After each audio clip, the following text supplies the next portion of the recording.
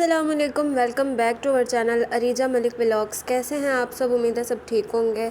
आज मैं बना रही हूँ आलू और शिमला मिर्च का सालन, और ये मेरी मम्मा बनाती थी। ये मेरी मम्मा की रेसिपी है। सबसे पहले मैंने ऑयल ले लिया, उसको गर्म करके, और बीच में मैंने प्याज के स्लाइस बारीक बारीक कटे थे और वो डाल दिया। अब इन्हें गोल्डन करेंगे।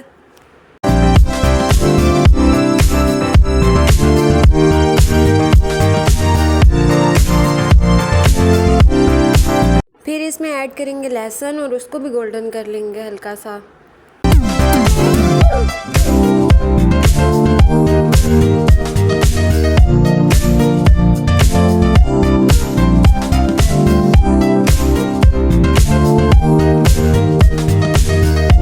अब हम इसमें ऐड करेंगे टमाटर को काट कर, और फिर इसको भी बीच में भून लेंगे।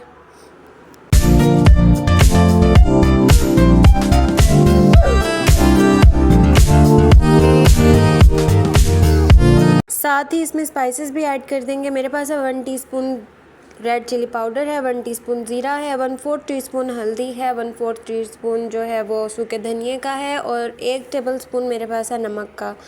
इसको भी, सारे स्पाइसेस को भी इसके अंदर डाल के और फिर अच्छे से इसको भून लेंगे, ताकि स्पाइसेस का मसाला जो है वो प्याज और टमाटर को अच्छे से लग जाए।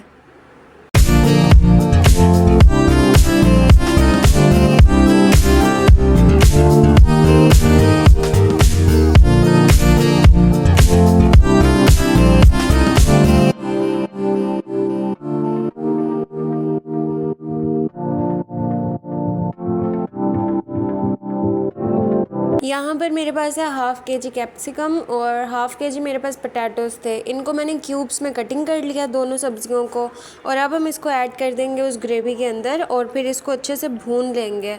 और ट्राई ये करेंगे कि आधा सालन हम भूनने में ही गला दें, क्योंकि जो भून कर सालन का टेस्ट आता है ना, वो ढक कर नहीं आता।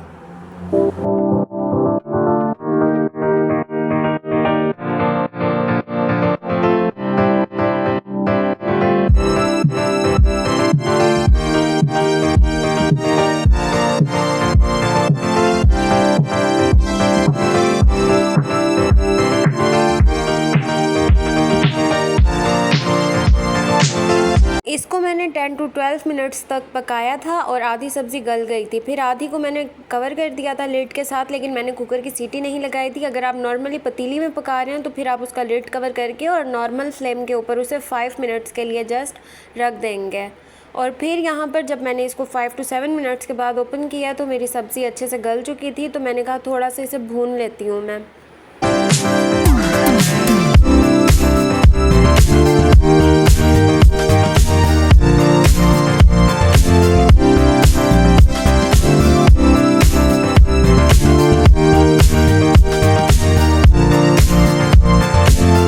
सालन इधर बनकर रेडी हो चुका है। अब मैं इसके ऊपर स्प्रिंकल कर रही हूँ गरम मसाला पाउडर, क्योंकि गरम मसाले से बहुत अच्छा टेस्ट आने लग जाता है। आपकी मर्ज़ी है, अगर आप हरा धनिया डालना चाहें तो, वैसे ही इस पर डलता नहीं है।